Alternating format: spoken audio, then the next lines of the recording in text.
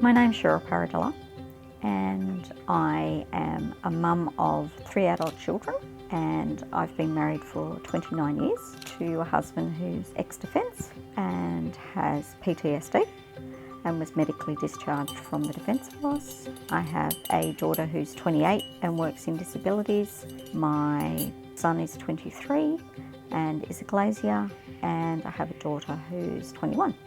I'm a carer. I'm a teacher. I'd like to think that I am a mentor. Our son, who is now 23, was diagnosed at 7 with Asperger's and Tourette's. And then at the age of 11, my daughter was diagnosed with Asperger's. So not only was I my children's mother and a wife, I became their carer. And when my son was diagnosed at 7, it actually was a relief for me because I was then able to learn what I needed to do and provide for him. He was very non-social, so the first 10 years of his life, we pretty much didn't go out as a family because he couldn't cope socially outside in the community. So I went in search of trying to get people to come to us. That's when I found Northcott and approached them to see not any support for me, but support for the family, as well as Anglicare. They were another service that right throughout our journey have been very supportive of us. And one of the things that I found during that journey was how important it was to have a service that supports the whole family.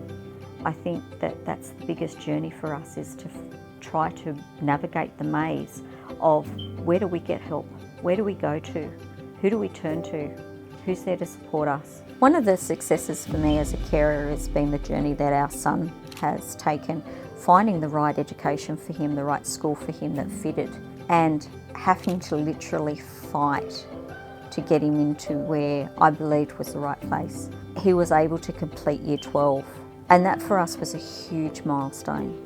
We didn't know where life was going to take him. We didn't know where work was going to take him, what type of employment was he going to be able to do, because he was very hands-on.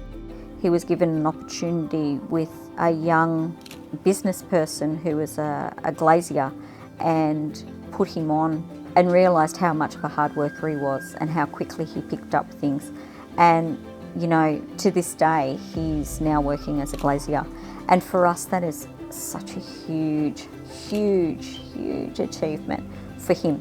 But it's also a success for us because we did the hard yards, but we always believed.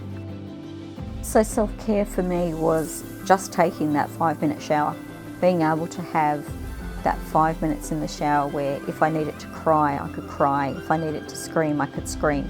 If I needed to just breathe, I was able to breathe.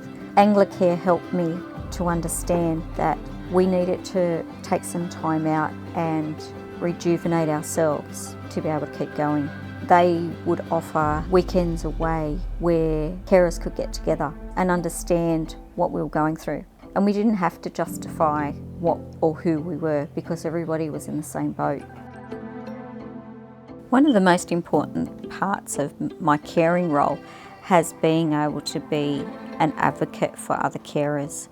People who don't see the end, don't see how they can get through it, don't see how positive they are, how strong they are. I came across an organisation by the name of Beautiful Minds, and I liked what they stood for. I liked their philosophy. I liked that they were advocates for mental health in the Macarthur region. So I went along to their meetings, and then 4 years ago I was asked to take on the role as president. Again, it gives me great joy and respect and responsibility in that I have a voice for the local area about mental health.